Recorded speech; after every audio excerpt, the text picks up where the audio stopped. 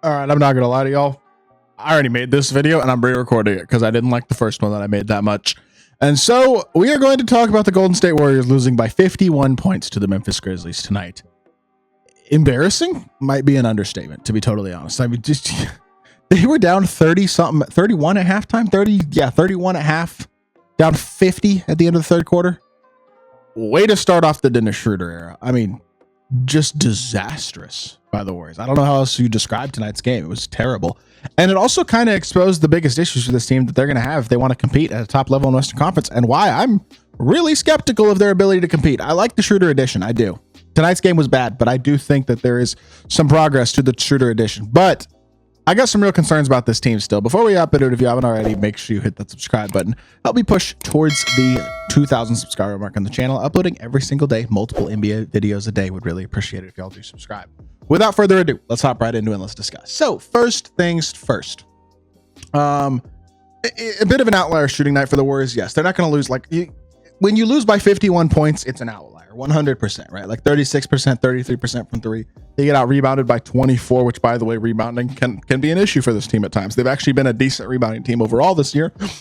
But, I mean, at its core, they're not a really big team. And I do think adding Schroeder also contributes to that lack of size. But the biggest issue for this team at the end of the day, there are two issues, in my opinion, that I think kind of go above the rest when it comes to their ability to be a contender in the West. Number one, they don't have the ability to run pick and roll at a high level. And I think that's a big issue. In a league that is so pick and roll driven, the Warriors don't run much of it. And when they do, they don't, I mean, Kevon Looney and Trace Jackson Davis, no disrespect to either of those guys. Neither of those guys are guys that you are intimidated to see rolling down the lane at you. They don't have lob threats. And to make things worse, not only do they not have lob threats, the guys on the wings who would be the spacers to knock down shots when the pick and roll collapses the defense aren't good shooters. Like, Wiggins is a good shooter. He's having a very good shooting year. Steph is obviously an elite shooter, but in most situations, he's going to be the guy handling the ball in the pick and roll. And if Dennis Schroeder's handling the ball in the pick and roll, okay, Steph is spacing one area of the court. But who are your other spacers? Draymond Green, Jonathan Kuminga, guys like that. Like, teams don't care. When GP2's on the court, they're going to leave him open. Podziemski had a great night tonight, but it's about his first good game of the season. He's been a disaster. Teams are going to make him prove it too.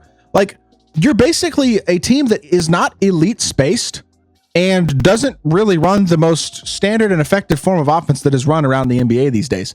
And that puts them in a bit of an offensive conundrum. And I think the numbers reflect that, in all honesty. When you look at their numbers offensively this season, I mean, offensive rating wise, they have it's not horrible, right? But it's the 13th worst, 14th worst in the league, right around average, a little bit below average. Defensively, they've been good. I think adding Schroeder to the starting lineup will hurt that a little bit, but 7th in the league. I actually think Schroeder's a good defender. It's just when you have Steph and Schroeder together, that's kind of a recipe for disaster defensively against really elite guard backcourts, of which there are a lot in the Western Conference. I mean, when you match up against a Memphis like they did tonight, that's going to be a struggle. You match up against OKC with their tall guards, guys like Shea and J-Dub, obviously a squad like Dallas with Luka and Kyrie. Like, there are going to be a lot of rough matchups there. We literally just saw Dallas drop almost 150 on their heads. Luka had 45, 11, and 11 efficiently. Like, they're going to struggle a bit defensively in certain matchups. I actually think they might be overperforming slightly defensively, and offensively 17th in the league is not going to cut it. You know what I'm saying? And when you look at the numbers, it gets worse, because in terms of 2-point field goal percentage, they have the sixth worst, 2-point field goal percentage in the league. So they don't make their 2-pointers at a high level, and they shoot the 4th most threes in the league, right? So they shoot a ton of threes, but you would think the Warriors would be right at the top of the league in 3-point percentage. They're not. They're like 12th. So they're about an average shooting team from the 3. They're a significantly below average shooting team from the 2. They're just not that good of an offensive team in any real area. And that's part of why Schroeder was brought in. But Schroeder operating at a pick and roll, if he doesn't have centers to work with, is going to be more limited than he was, or I should say, if he doesn't have lob threats and finishers to work with at the big man spots, like, that limits the effectiveness of that. There is no, I think it takes away one of the things that Schroeder is really good at, which is making plays off of that pick and roll.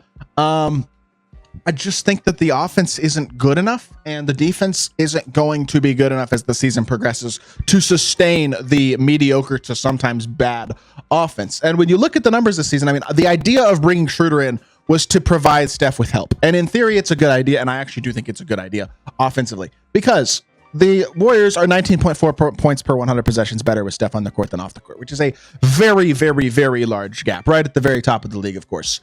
And same thing really goes for Draymond in a lot of ways as well.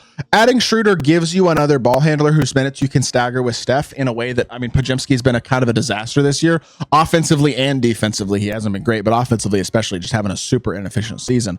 And so I think that's a tough spot there, but I'll say this right now. They miss Klay. They miss his spacing. They really do. I mean, you can say anything you want about Klay Thompson, but he's scored, 19 plus in 4 straight games for the Mavs. He's starting to shoot the ball well. They could really use a shooter like Klay Thompson on this roster this season. And Buddy Hield has been that to a certain extent, but he doesn't give you the off the dribble stuff and he doesn't give you the defensive stuff either at a very high level. So I just think you're getting really good Draymond this year. Who knows how long that's going to last? You're getting really good Andrew Wiggins this year. Hopefully that does last. He seems to be back in the right basketball headspace to play at a high level the way that he did in 2022 before he had all the off the court issues, personal issues in his life, which sounded terrible. And I mean, obviously that's really unfortunate for him, but he hasn't been the same the last couple of years. Wiggins has been really good this year. Kuminga is just, while he has a ton of talent, his defense is valuable.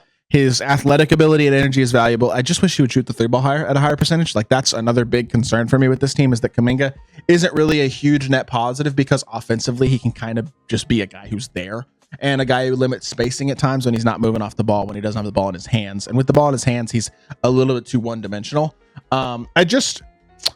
This team they have too many questions and not enough answers. I'm not sitting here saying they're a bad basketball team. They're not a good offensive team, and they're not a great defensive team. And I'm not sure that there's a recipe for success in a loaded Western Conference for this team. They're the 10 seed right now. They're half a game up on the 11 seed, the Spurs, Wemby just scored 42 and had himself a ridiculous night. Like, overall, this team just isn't executing well as of late. They're 2-8 in their last 10 games. They're falling down the standings quickly. And it's like, I don't think Schroeder was the only move. They still have assets to make more moves. I mean, basically getting Schroeder for a net of losing 2 first-round picks or 2 second-round picks, I should say, is actually a pretty good deal. I liked that trade for them. But they're going to need to make more moves. They could really use either a stretch big or a rim-running finishing big. Even it doesn't have to be like a super athletic lob threat big. Somebody who's going to finish at a high level around the rim and do so at a higher volume as well. Going to require more defensive attention. Vucevic would really, really help this team. I think Vucevic would just be a godsend for this team because he would help alleviate the spacing issues that having guys like Kuminga, Draymond, Gary Payton II, etc. on the court contribute to as well. They're not done on the trade market, and they can't be, because as is, this team is not a finished product, and this team realistically right now is not a contender in the Eastern Conference, or in the Western Conference, I should say.